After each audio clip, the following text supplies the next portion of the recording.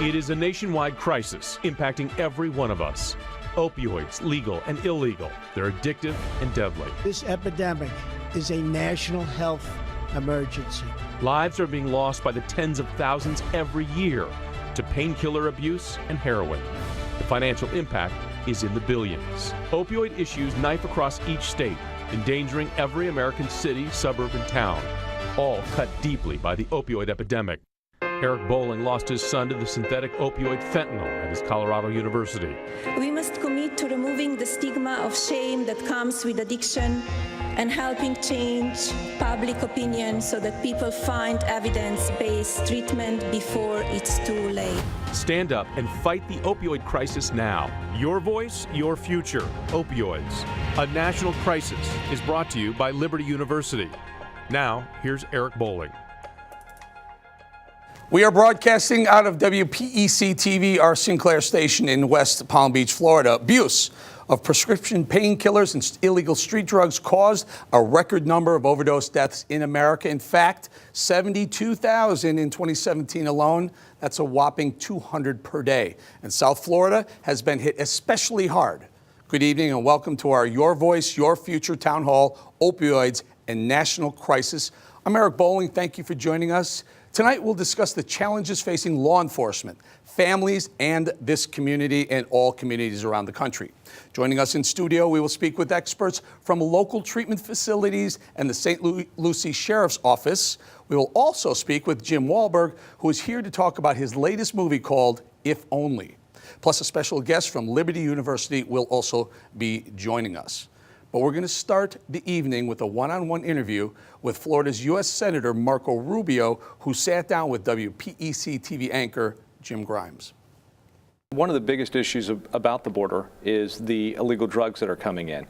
But we have that problem here in Florida as well. Do you think that there has to be more funds given to the state to help fight that? Well, obviously the state has a role to play in sort of identifying what happens once the drugs get inside the country and treatment options that we provide people, and there needs to be more done in that regard. But in terms of keeping them out of the country, this is a multifaceted problem.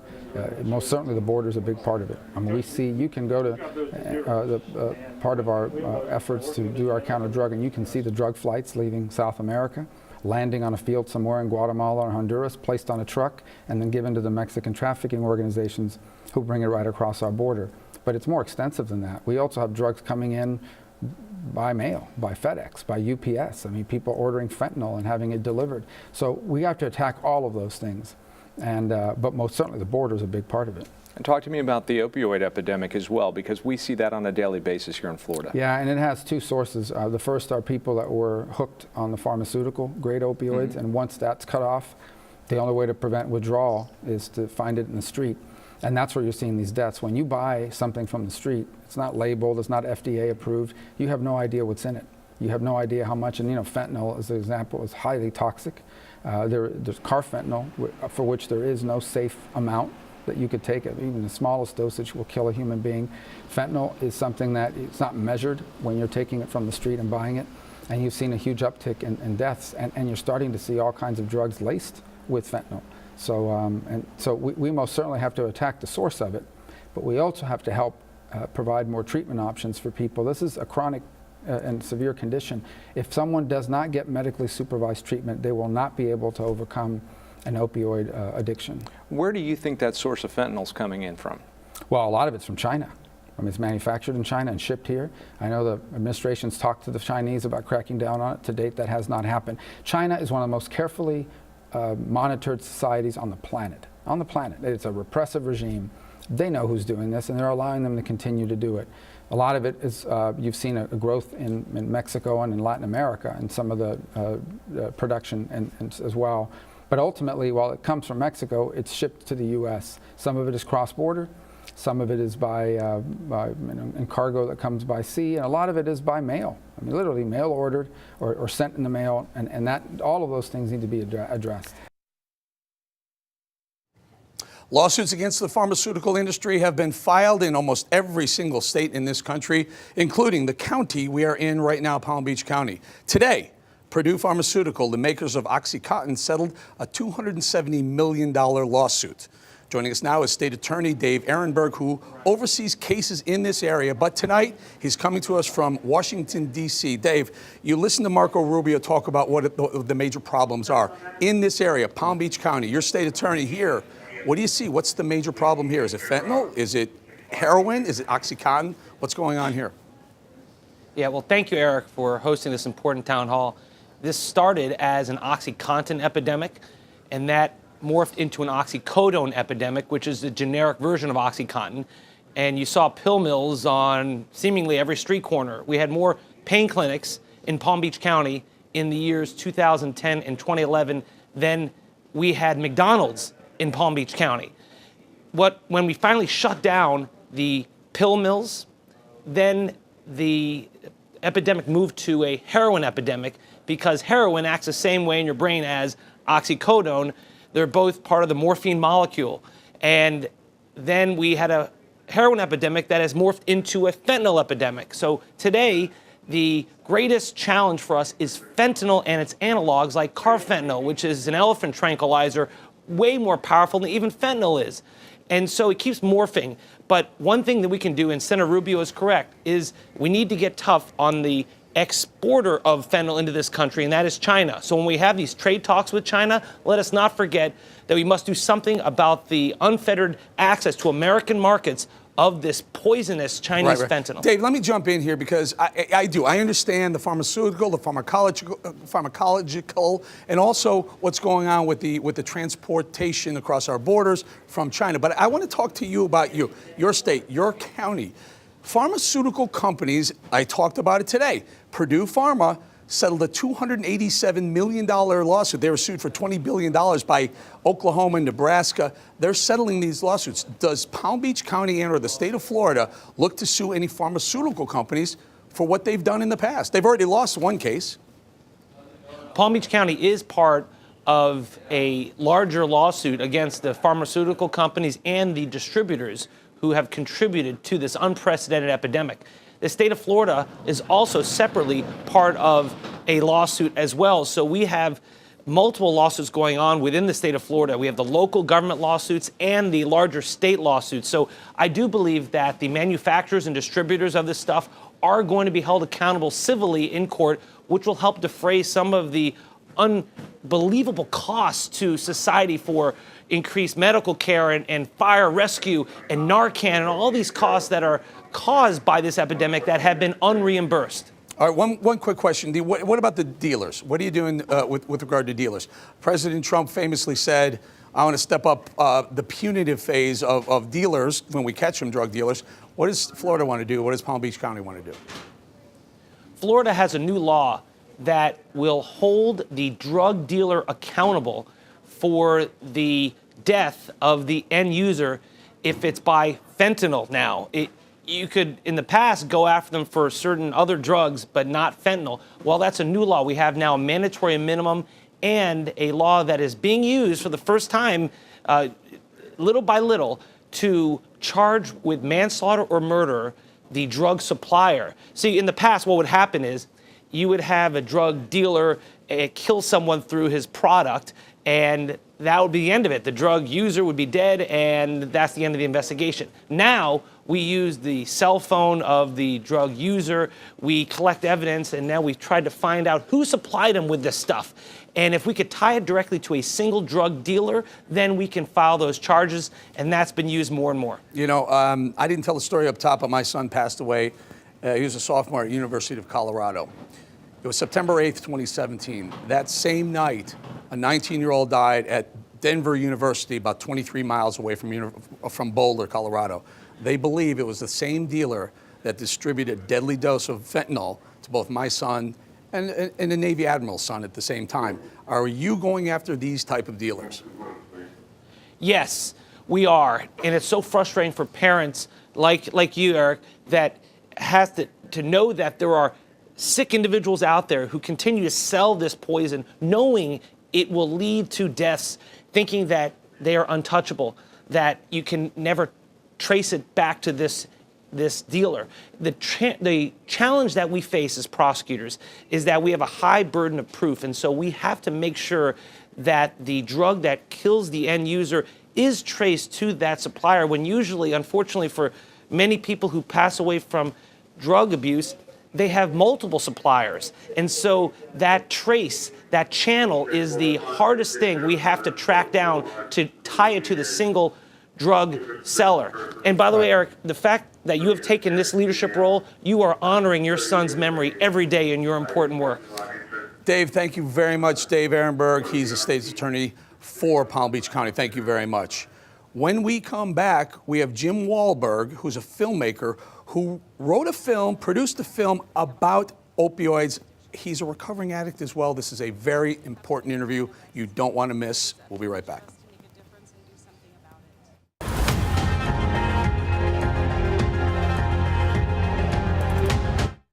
The national crisis has caused sweeping changes across the entire medical industry. Today, doctors are simply needing a heightened awareness as they try and balance their patients' pain with a deadly dependence on these drugs.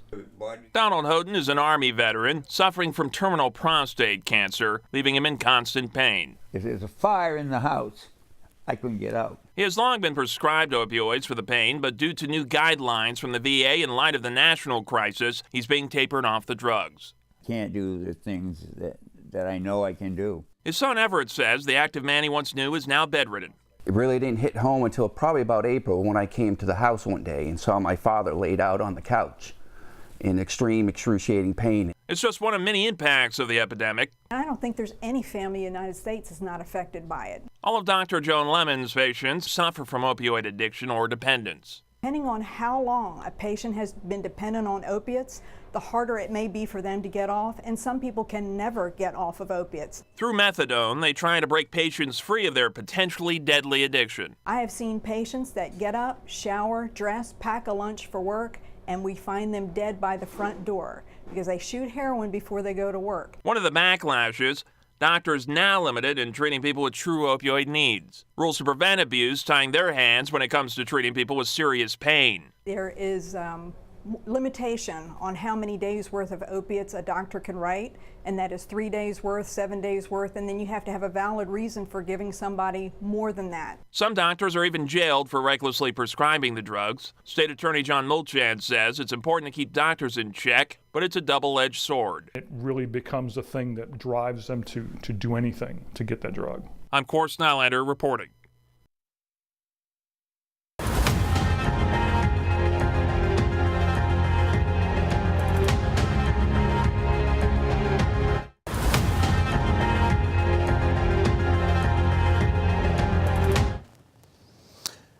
Welcome back to Your Voice, Your Future Town Hall. Opioids, a national crisis. We want to hear from you using the hashtag #YourVoiceYourFuture. I want to introduce someone who called me and said, I want to get involved in this. This is an important topic for you and us. Jim Wahlberg, you may know the name, the last name, brother of Mark Wahlberg, is a film producer. He produced a film called If Only. I want you to take a look at a little piece of that important film. Watch.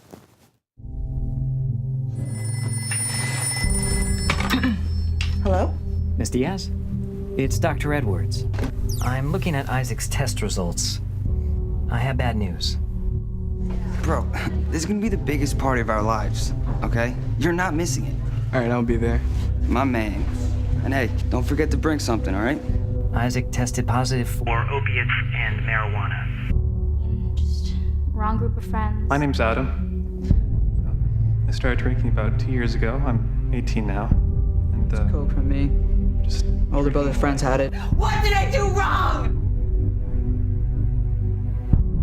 Say hi, Mom. What did I do wrong? I mean, you didn't do anything. And you heard their stories. I went to a party once and got high. Big deal. Who doesn't do that my age? A lot of people. So why do you take them? Because they give me a buzz, and I need a buzz to get through this day. You know that. Here, take one. Are Connor and Corey doing them too? Is that what's going on? Are your friends doing them too? The searing heart of rudeness. By mercies, great and small. I've come to reckon goodness, the greatest gift of all. Let us be helpful ever to those who are in need, and each new day endeavor to do some gentle deed. I don't want to have to bench my starting point guard. Isaac, what about it exactly did you like? The subtext. Which was? Living with regret. A lot of times when we're young, we think we're invincible.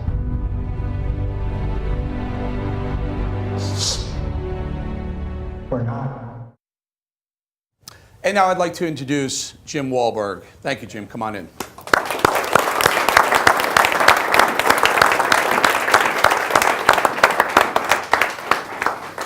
Thank you for joining us. Oh, please.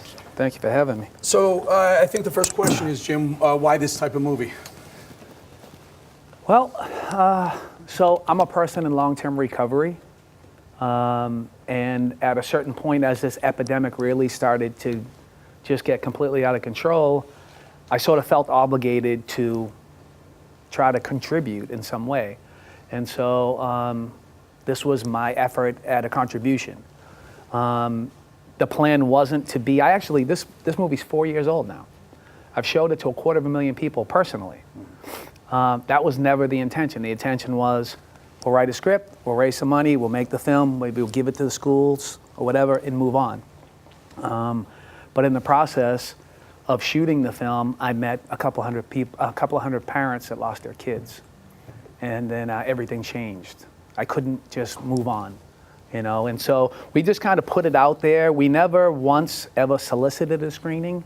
We did a premiere, people started to hear about it, people started to request that we could come and show the movie to them. And what we do is we show the film and there's a whole event wrapped around it, right? So I've never shown the film without a parent there that lost a child to speak.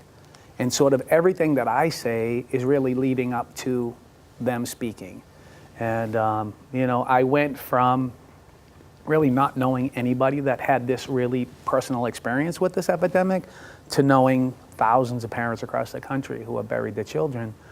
And, you know, that's not supposed to be happening. Well, and thank you for that. I know how parents, I know the reaction parents will have when they see that film, because I'm one of them. Yeah. What's their reaction when they watch this? Well, you know, the reaction is, I think the response has been positive. You know, I feel like when we sort of set out, if somebody reaches out to us and says, can you come to our community and do a screening? I'm always sort of encouraging the people on my end, junior high, junior high, junior high, junior high, right? But I always end up in front of high school kids, you know, and, you know, they're engaged in the conversation. And, you know, clearly they're moved by hearing parents that have had this difficult situation, this horrible situation. But they seem to be engaged, and they're open about the fact that they know people that they've lost people in their families. We do events, we're on tour right now with the DEA. We're doing opioid youth summits, 10,000 kids per event. And at a certain point in the event, I'll come out and I have them bring up the house lights and I ask the kids, anybody that's been personally affected by this, if you lost a family member, a friend, a classmate, please stand up.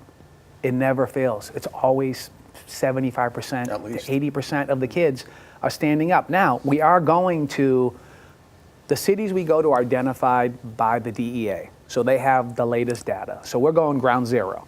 Every place, you know, we've been in West Virginia, we've been in Salt Lake City, we've been to Louisville, Kentucky, Manchester, New Hampshire. So these kids, I mean, you can see the pain. You see the pain in their eyes. You see that it's crazy. Jim, I can't tell you how many parents have called me and said, hey, you know, we have a real big problem in this area, and they'll name any town USA. Yeah. And I say, you know, it's rampant. Yep. It's the national health crisis of all time, possibly in America. I asked the First Lady this. A couple of weeks ago we were in Las Vegas, and the First Lady, I said, do you talk to Barron? Her son was 12 at the time. Yeah. Yes, I've spoken to Barron about drugs. I said to her, what age do you need to start having this discussion? I agree with her. She said 8 years old. What do you see? I think younger. I think, you know, we talked, I had a parent do a post-summit interview with me on a local news affiliate, and she said, when our kids are old enough to understand what we're saying to them, we'd tell them to stay away from strangers. Don't put your hand over a burning stove. We need to be talking to them about this at that point. That's what she said. And I happen to agree. I definitely think, first grade, I mean, this is stunning, even to me who's lost a child. It's got to be stunning to people who are watching this right now. First grade, folks. First grade, start having the discussion, and by all means, have it regularly. Don't do it once and you got this done with. It's not the birds and the bees talk. Yeah. It's stay on it, still talk. And what do you think is the most important thing a parent can do to keep their young ones, not helicopter parent, but just keep them out of trouble? Well, I mean, communication is the key, right? You got to talk to your kids. I think that we talk a lot about using this film just as a conversation starter. That's all we're trying to do is start a conversation. So we're giving parents a tool. The really difficult thing for us is to get parents. I think the kids in a lot of cases are more inclined to want to have the conversation than a lot of the parents that we come across. It's like pulling teeth to get people to come out. In your film, I got to tell you, that was a powerful moment where the mother is saying, "What did I do wrong?" Taking the blame, and for a kid's got to be like, "Oh, I don't want. This is something I want to deal with right now." That's what What's every the right parent's. way? What's the that's right every way parent's reaction. I don't have the luxury of doing over. I just don't have the luxury of doing over. Talk to some parents out here who may worry about their child. Give them a piece of advice. Well, I think, as I said, communication is the key. Talking to your kids, talking to them about the real. I mean, people are dying at alarming rates, and they're younger and younger. Also, parents need to be involved in every aspect of their children. Anytime they have an injury or anything like that, they need to be knee deep in that conversation with the doctors because they're giving this stuff out still. This late in the game, they're still giving it out like candy. There's one thing that we've learned. We've done, this is our 10th town hall with Sinclair around the country. We're going to do 4 more.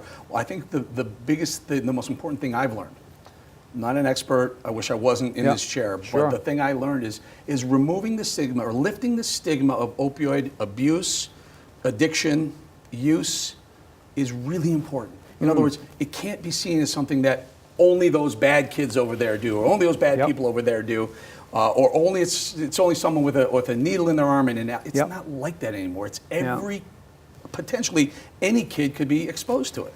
Well, for us, what's really key is having a parent speak at every one of our events. It gives other families an opportunity to see. We always want them to be from that community. Hey, they're just like me. They're from the same neighborhood I am. Their kids went to the same school I did. It's not happening somewhere else. It's happening right here, and it needs to be addressed right now. We've been to areas that are the highest tax bracketed areas in the country, and I've been there. We're going to be in Baltimore for an opioid youth summit. We're going to have 10,000 kids in a building, and this thing, it does not discriminate. It does not matter. It will find its way into your home. And the thing is when parents are unwilling to have the conversation, and if they think, if I just don't pay attention to it, maybe it'll go away. The one tangible thing I always leave people with from our audience, with parents, if I say, you've seen the film, you've heard the conversation, if you still feel like it's not for us, if you can just do one simple thing for me tonight when you go home, empty out that medicine cabinet. That stuff that you got 10 years ago because you pulled a hamstring trying to run a marathon, get it out of your house because it's either going to end up in the hands of your kid or one of their friends. So one of the other things I think is important in removing the stigma, and we've learned this again because of these town halls, look, it's great to talk to parents. It's great to talk to kids. Are you talking to coaches? Are you talking to priests and pastors? Are you talking to employers? Saying, look, if you have a person who's struggling, they may be afraid of getting thrown off the basketball team or fired. Or suspended from school if they come with this problem. I mean, we need to let everyone know this is all hands up. 200 people a day are dying from drugs. A day. That's an airplane flying into a mountainside every single day, killing everyone on board. This is all hands on deck. I know law enforcement, most states have a Good Samaritan law where if you're overdosing, or your friend is overdosing, you're not going to get arrested. But we need the coaches, we need the teachers, the pastors, the parents, everyone on board. Are you doing that? Well, I mean, we do a lot of that. We do, when we have, so we do an event and then there's a panel discussion. So we're bringing people from all walks of life, from the mayor, the district attorney, police chief, everybody there. And the message is real simple. There's no such thing as a dumb question. Let's take the opportunity. Ask the question, people, right? And another thing that we try to emphasize is they're your kids. They're not your friends.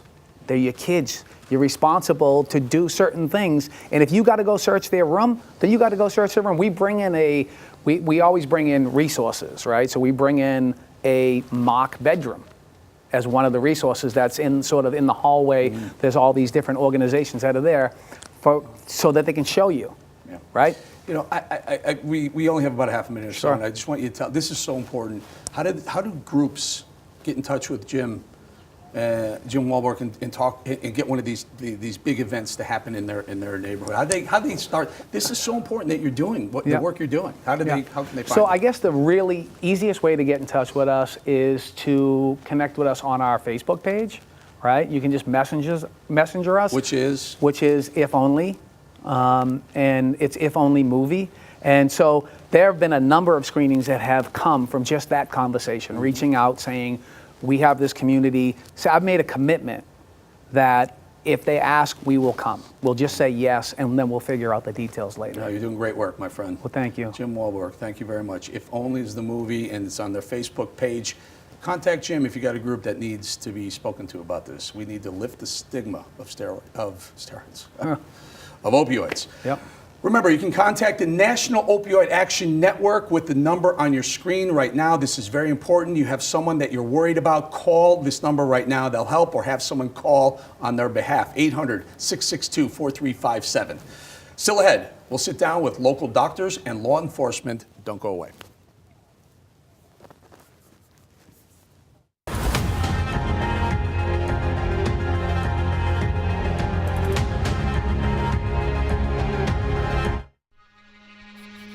We were designed to be creative. We were meant to seek the truth, to explore the world around us. Challenges, we embrace them. Compromise, never. We are a community dedicated to championing the gospel. We are champions for Christ. It's not a new crisis. Opioid overdoses have long been a deadly reality across the country and the Sunshine State, but it's an epidemic seeming to get worse by the day. We've had morgues run out of room because they can't accommodate all of the bodies as a result of this epidemic. Florida Attorney General Ashley Moody has only been in office since January, but says her administration took immediate steps to curtail a growing number of overdoses across the state. As soon as I took office, day one, we established a statewide group of experts, bipartisan, to address what is working, what has not worked, where can we be most efficient when we direct our resources. Moody says when she was campaigning for her current office, the average was 14 people in Florida dying from opioids each day. Today, she says that number is now an average of 17. Why do you feel it still continues to keep on rising? The addiction to this drug is very difficult to overcome. If one becomes addicted to the opioid drug, someone will want that drug more than they will want food or water. But she admits it will take more than government to get it done. This is not something that we as law enforcement will arrest our way out of. We might need to tweak legislation to give us more tools to go after traffickers.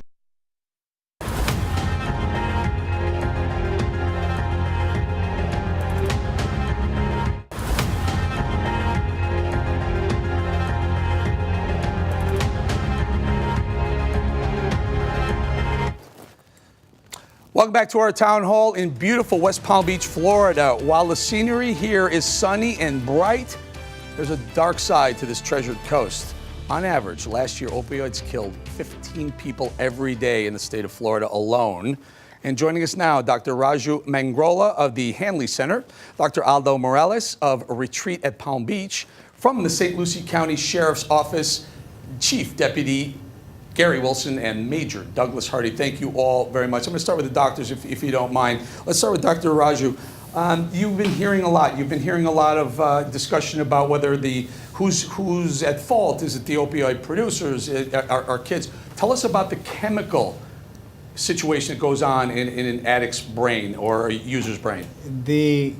It's fair to say that opiates probably one of the most addictive chemical drugs available in the market, legal or illegal. And when somebody takes an opiate, there was a time when people thought that somebody could take pain medicine for a few months and after 3 months they would get addicted to it. But the data now shows that you could be a very naive person, you don't have a history of addiction. You take pain medicine, specifically opiate, for about a month, let's say OxyContin or Percocet or whatever, you're going to get addicted to that medicine. The addiction process starts right off the bat within the month. Mm-hmm. And what happens is it leads to your body becomes dependent on the medicine. There is an emotional component to it. Mm-hmm. And the stronger the medicine, the higher the... So let me do that. Let me take it over to Dr. Aldo. Now fentanyl. Fentanyl killed my son. Fentanyl has been around for, what did they say, several decades.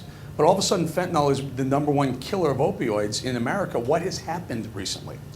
The ironic thing is that the stronger the drug, the more that addicted patients are going to seek it. So when fentanyl was introduced as a contaminant to oxycodone, for example, or heroin, the addicted patient would get a higher kick from that, and they would seek that. Then we came out with carfentanil, not we, I'm talking about the drug community, came out with carfentanil, even more powerful and more deadly. And then patients are actually seeking that in search of the elusive high. Well, Chief Gary, does Florida have the Good Samaritan law that I referenced earlier in the show, where if you're overdosing or you're with someone who's overdosing, you can present yourself to a police officer or a firehouse and say, look, someone's overdosing, and they will not be arrested on the spot? Yes, that's true. We have that capability, and it doesn't happen anywhere near as many times as it should. Major Douglas, the doctor talked to us about a stronger and stronger drug. What are you seeing on the street? Why are people turning to such strong? Let me ask you this: why are people turning to dealers who have dealt drugs that have killed people? I think a lot of times the addict who was hooked on oxycodone or one of the other opioids at some point doesn't know what they're buying. So they could be going and purchasing heroin, which it may actually be a carfentanil or fentanyl-based product. Major, how much is a hit? How much is a high on the street for an opioid? How much does it cost? Anywhere around $30. I've heard less. Chief, I've heard as little as $5 a pill. And that's true. It depends on what the quantities are, what's available at the time. It's about demand. Doctors, let me ask you this. My son passed away from a fentanyl-laced Xanax. He thought it was a legitimate prescriptive Xanax. It wasn't. It was a Chinese knockoff. Dr. Aldo, what happened to him, my son? Well, they are putting fentanyl in drugs that are not being sold as opiates, because the drug dealer will have the patient coming back because the patient was able to get a good reaction from that particular drug. So the stronger the drug dealer can make it, or the stronger he can provide, the more business he's going to have. Also, you need to remember that the addicted patient loses the capacity to make a rational decision. You cannot reason with a person like that, or they are incapable of saying, you know what, this is dangerous, I'm going to stop doing this. Now, they lose the capacity for Dr. Roger, why do we need something that, if I'm not mistaken, fentanyl is something like 50 to 100 times more powerful than morphine? The fentanyl that is used in medicine, it's much different than the fentanyl that is smuggled from China or comes from China. Those medications are FDA regulated. It helps with pain control. It's a longer acting. Most of the time they use a patch. And for defined situations, for defined patients, there's a need for that kind of medication. But the stuff that we are talking about, fentanyl that we get from the streets, that's not the product that you get in the hospital. That's not the product that you get from pharmacies. That's something that comes from China and Mexico. And they are 50 times stronger than heroin. And one important thing that why does fentanyl cause instant death? There is an element of you stop breathing, but there is also a medical component. There is a thing called chest wall rigidity. Your ability to breathe stops instantly. When you take fentanyl, the person who comes in contact with fentanyl, whether it's on the skin, your ability to breathe stops immediately.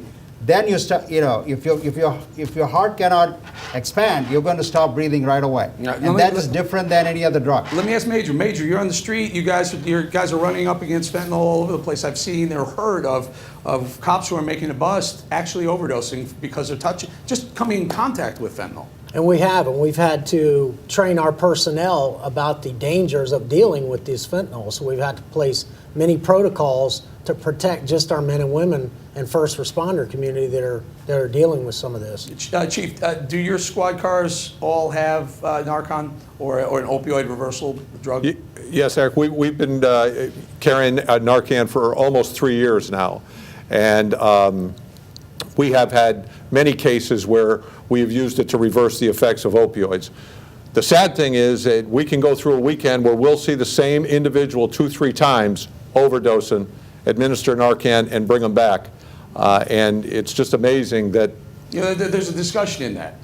The discussion is, do we push out Narcan, allowing an addict to overdose and come back? But let me ask you, Chief, wouldn't we administer a defibrillator to an overweight person? Of course we would, right?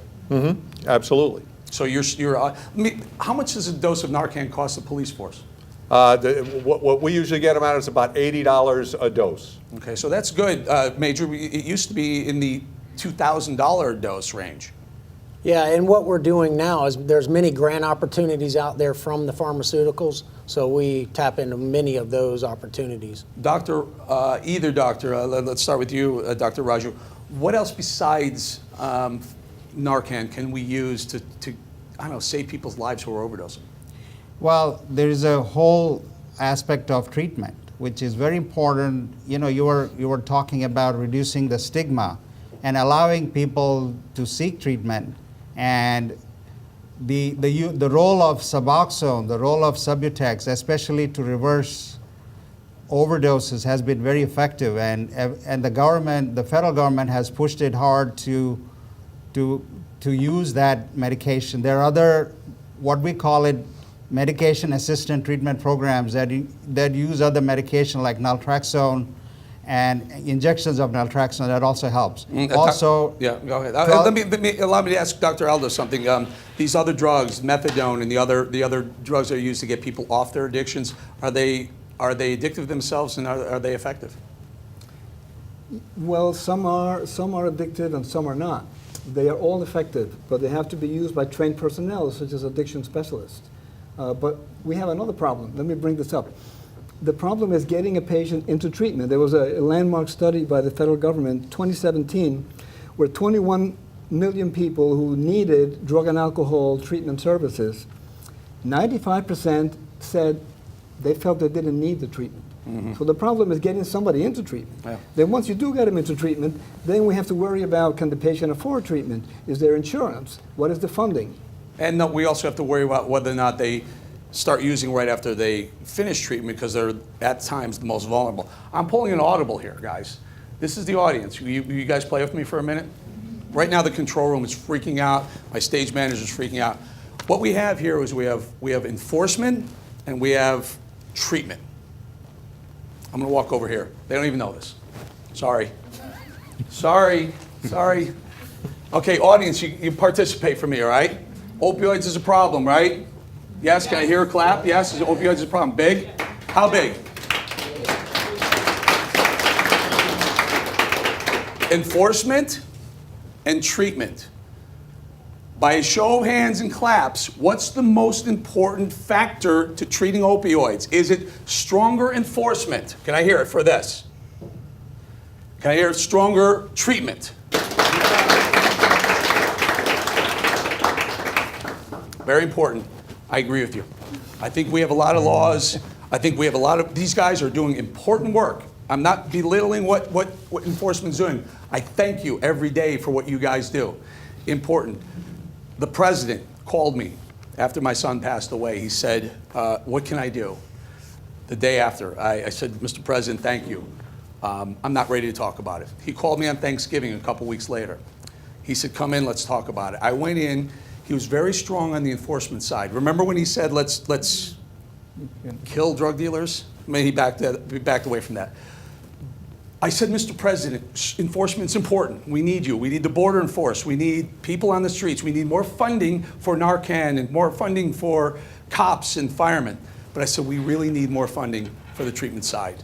These people agree, yes? Yes. Yeah, I think this is really, really important discussion, guys.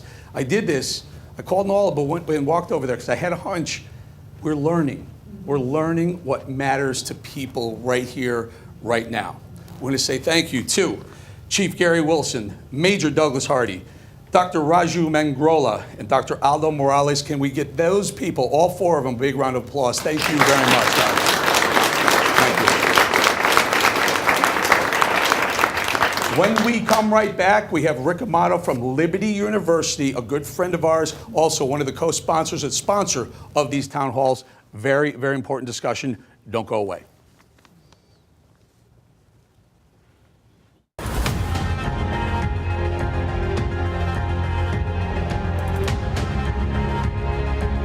It's like a choice that you choose over your kids, but you really don't. It's something, addiction is a bad thing.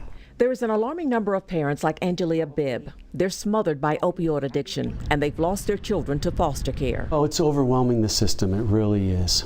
We've seen an increase in kids coming into the foster care system, a much greater increase. Sean Salamita is the president of Families First Network, one of the state contracted agencies providing foster care and adoption services. He says the sheer numbers are a factor. More children in the system than homes to place them. Kids are real challenging in terms of their behaviors. They've had no structure, no parenting. Angelia lost all 4 of her children to foster care over the years. Her youngest son will be 3 in July. The majority of children being removed from their homes are from birth to 5 years old. Dr. Irvin Williams is director of specialty programs for the Community Mental Health Services at Lakeview Center. He says people who are addicted often have a change in priorities. Well, they're neglecting their children, they're not providing financially as they should, and emotionally they're not available. You're not even thinking about the fact that you've got these kids until you come down and you're, looking to get high again. The ultimate goal of foster care is to be able to stabilize homes to return children to a safe, nurturing environment. When you're working through substance abuse, this is not a quick nor an easy fix. The length of stay is longer. The percentage of kids that go home within 1 year has come down. Angelia is in the medicated assisted treatment program. She's trying to rebuild some type of relationship with her older son, who's 25 now. She has no contact with her 2 daughters. It was her baby who has motivated her through recovery this time. I was not going to lose another one of my children.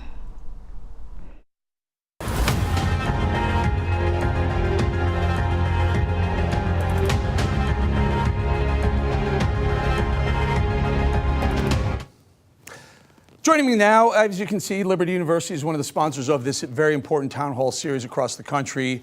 Rick Amato is alumni from Liberty University. Also, I believe you're from Palm Beach County. Is that right, sir? Right. Tell us your story. It's very compelling. Well, Eric, the major emphasis of the opioid crisis, and I respect it and appreciate it, is what you said tonight, enforcement and treatment. Well, there's one other issue, prevention.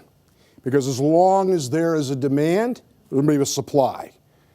Addiction is a genetically predispositioned, developmentally acquired brain disease. That's what will eliminate the stigma. If you had cancer or leukemia, if someone had some sort of blood disease, malignant myeloma, we wouldn't say, don't take your chemo, don't get your medicine. You're a bad person. You need to be punished. So what is it? What's the treatment for addiction? We have to reach the children. Wahlberg's got it right. And we have mandated, in 1996, I launched the War on Addiction.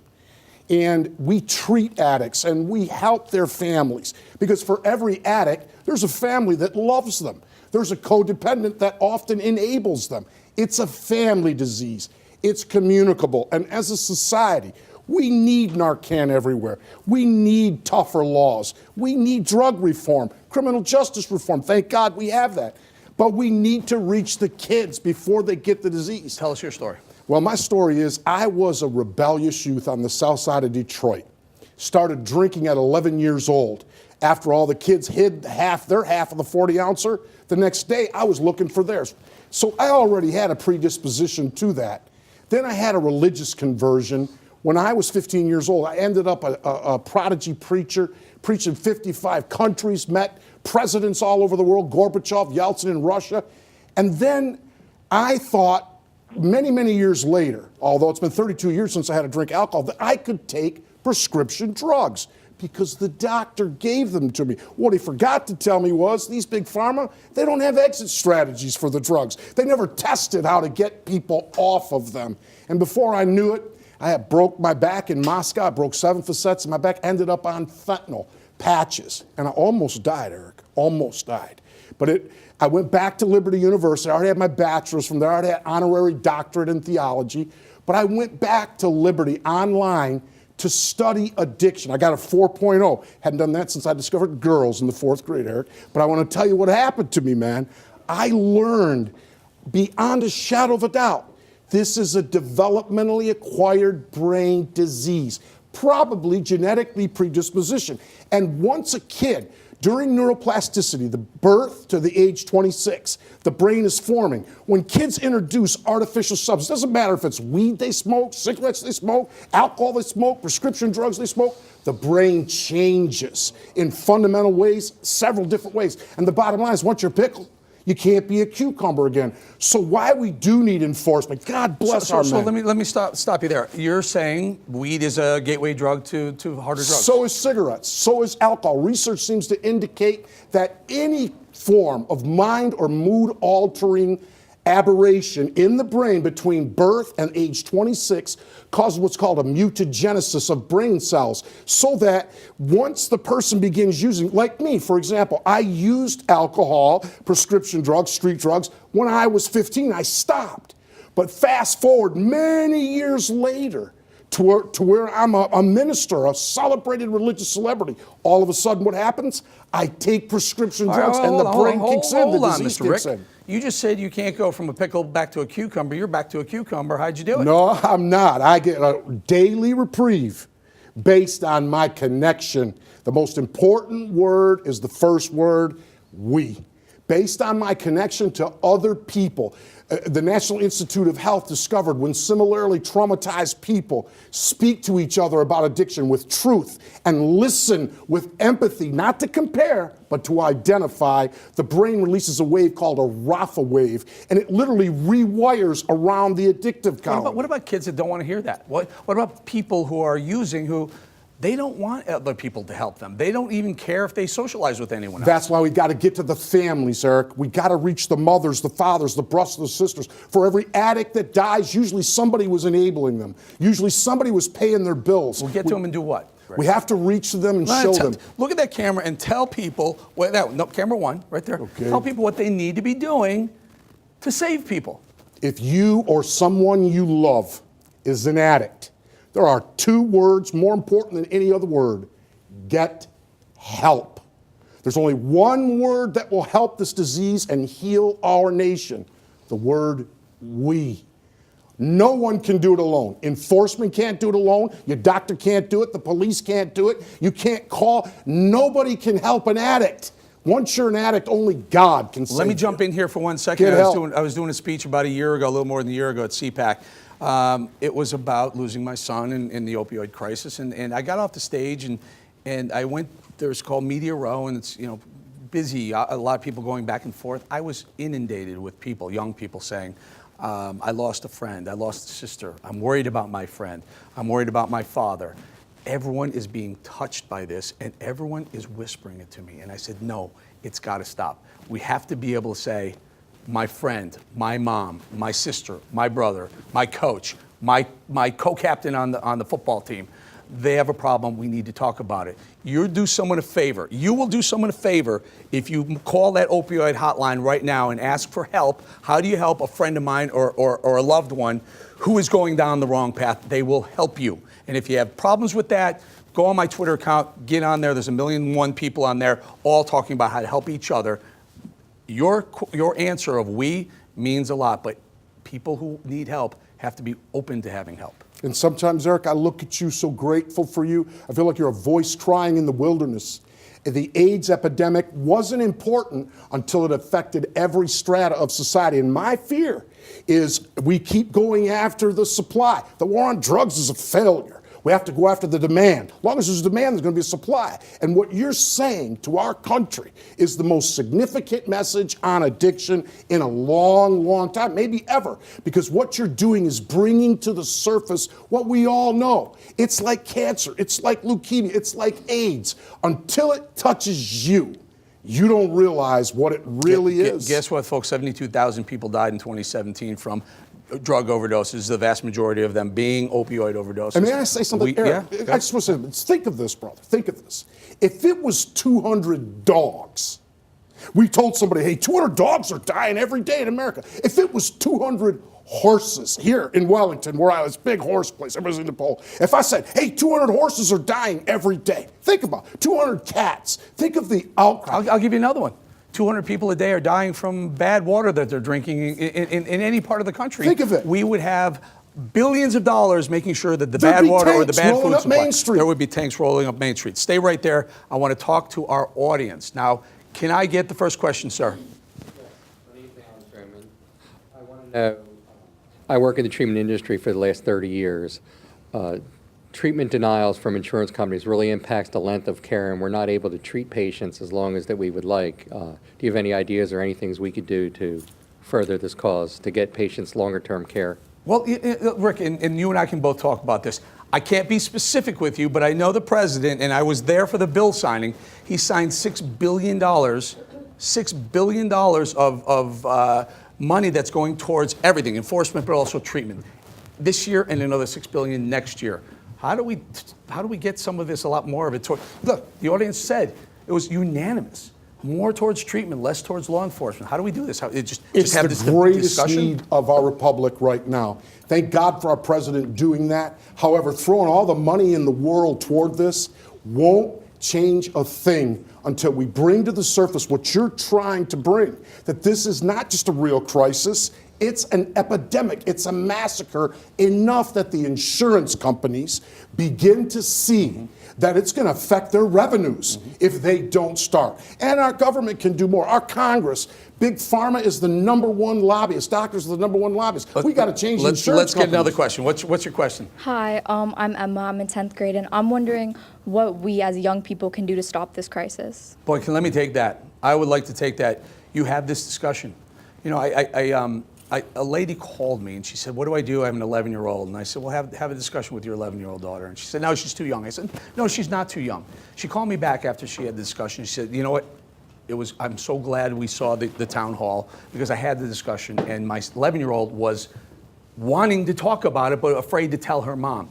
You got it. What we're doing right here, you stood up and asked the question on television. People realize that this can't be a stigma anymore. It's a national health crisis. What you can do, you got a friend you think you're worried about, have a discussion with him or her. If they don't want to get help, you're doing someone a favor by calling another friend and talking to this friend and saying, hey, get some help. Just have the discussion. If it's not with a parent or coach, have it with a friend or a loved one. Sir. Hi, sir. My name is Andrew Henderson. I come from East Lyme, Connecticut. I've been in the recovery community for 2 years, celebrating 2 years of recovery this year in July. And one of the biggest problems that I see being a taxpayer in Delray Beach, working directly with people that are in state-run facilities in DAF, people are getting turned away by the hundreds every single day. People that are seeking treatment are getting turned away. And what is the state of Florida? What are the county? What is Palm Beach County as a whole? What are we doing collectively to make sure that everybody in treatment that's seeking help gets the treatment and not turned away, to get back on the streets, to get back? So, Rick, a lot of discussion that I hear is that there'll be someone worried about another loved one. They're looking for a bed and they can't find a bed. What do we do? I spent 72 hours last week, Eric. Some parents called me in a northern state. They said their son died, but they had the Narcan and they zapped him within like 30 seconds. His heart started beating. Said, got to get our son up. I called the kid, look, you're not a bad kid. You're a good kid with a bad disease. And when you start using drugs, it all fit, right? He had the disease. And I spent 72 hours, a waiting list of 100 people. Yeah. The thing is what you said, Eric, we got to raise our voices. Raise your cry out voices. about it. And Marco Rubio, your senator, was on this thing. Call him. Call his office. Say, we need Florida to get more funding. Well, one quick question, if you don't mind, very quickly. I'm here to make a comment. My name is Janice Norman. I'm with Catch the Wave of Hope. We are looking to abolish human trafficking. And one thing we haven't talked about tonight is how the opioid epidemic is affecting other areas of society, particularly human trafficking, which we now know is a multi-billion-dollar business. Opioids are being used to lure people or victims into the trafficking business. Families are resulting to trafficking because they need to support their opioid very epidemic. Important comment. It is. It's one of the related problems with the opioid crisis. I'm going to say thank you for those questions. Great panel.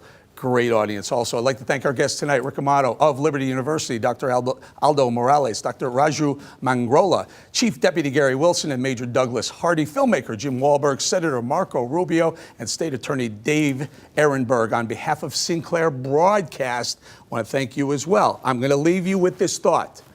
Two things. One pill can kill to kids.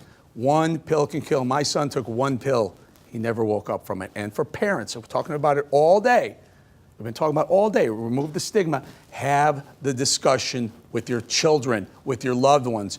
You're not too smart, too dumb, too white, too black, too Asian, too whatever, too religious, too Christian, too Jewish, rich, poor, gay, straight. It doesn't matter.